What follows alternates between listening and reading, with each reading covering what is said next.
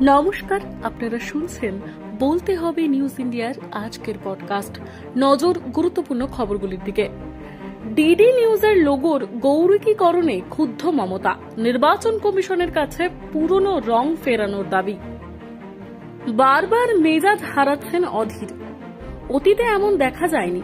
কি কারণ চৌধুরীর ধীর থাকতে না পারার?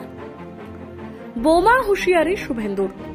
তারিখ না দিলেও বিরোধী দলনেতার দাবি আগামী সপ্তাহে তৃণমূল বেসামাল।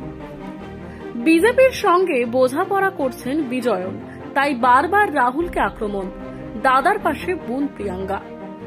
আমি ঘটি নই, বাঙাল, তবু আলু পোস্ত ভালোবাসি। পাত পেরে খেয়ে আদিবাসীদের সঙ্গে নাচলেন রচনা। লোকসভা ভোটের আবহে রাঁচিতে ইন্ডিয়ার বৈঠক। বিধায়ক বিবেক গুপ্তকে পাঠানোর সিদ্ধান্ত তৃণমূলের। সুদীপের দূত হয়ে দুয়ারে কুণাল।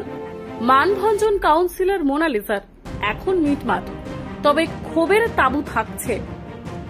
সৌজন্যে ৩৭০ ধারার অবলুপ্তি।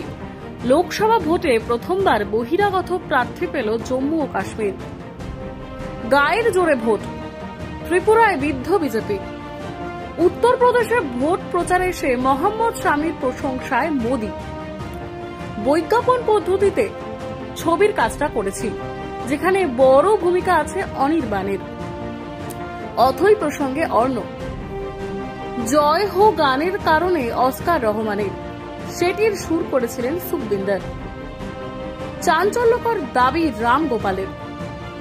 5 ওভারেই 100 পার, ভেঙে গেল কেকেআরের রেকর্ড। দিল্লিতে তাণ্ডব হেডের। ধোনির সামনে তারই নজির ভাঙলেন রাহুল। 3 শব্দের প্রতিক্রিয়া স্ত্রী আথিয়ার। ধোনিদের বিরুদ্ধে ক্যাচ ফসকানো ক্রিকেটারকে সেরা ফিল্ডারের পুরস্কার দিলেন জন্টি।